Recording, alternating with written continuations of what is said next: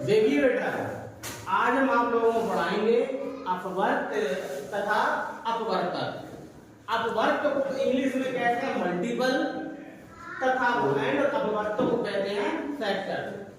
आज अपवर्त में भूलोगे नहीं। देखिए अपवर्त, अपवर्त का मतलब होता है किसी पूर्ण संख्या का पहाड़ा, किसी पूर्ण संख्या का पहाड़ा। जैसे हमने कहा 2 का अपवर्त बताओ, तो आप लोगों को क्या करना है, 2 का पहाड़ा पढ़ो।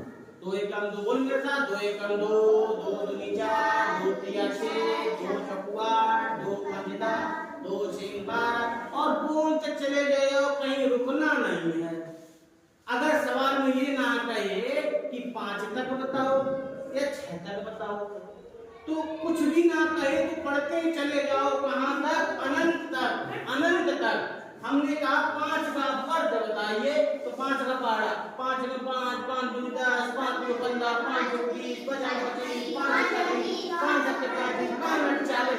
डॉट डॉट है ना, इसमें 5 का पहाड़ा लिखा लगातार जब तक खत्म नहीं होगा। पहाड़ा 10 तक नहीं होता है कि 5 धान 10 के बाद में पहाड़ा होगा नहीं। 5 11 55, 5 12 60, तो पहाड़ा होता नहीं है।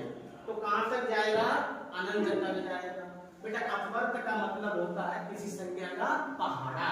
क्या होता है? पहाड़ा। हमने कहा अपवर्त लिखो 6। अब 4 के 6 अपवर्त लिखने, मतलब 4 का पहाड़ा पढ़ लो कितनी बार? 6 बार।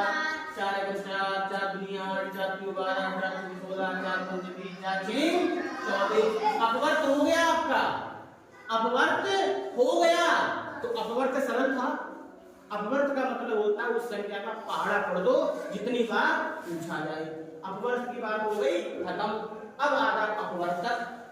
अपवर्तक का मतलब बेटा होता है फैक्टर। उसको तोड़िए और मरोड़िए। देखिए क्या लिखा है, किसी संख्या का, बोलो, किसी संख्या का अपवर्तक वह संख्या होती है जो उस संख्या को पूरी विभाजित कर दे, जो उस संख्या को पूरी विभाजित कर दे। इसका मतलब बेटा पता बहुत सरल होता, पता क्या, कि जैसे हमने कहा 16 का अपवर्तक बताओ। अब ये बता दो कि 16 किस किस के पहाड़े में आता है। 16 किस किस के पहाड़े में आता है? तो 16 भैया एक तो सबके पहाड़े में आएगा, ठीक है। एक के बाद में 2 के पहाड़े में भी 16 आता है, 4 के पहाड़े में भी 16 आता है।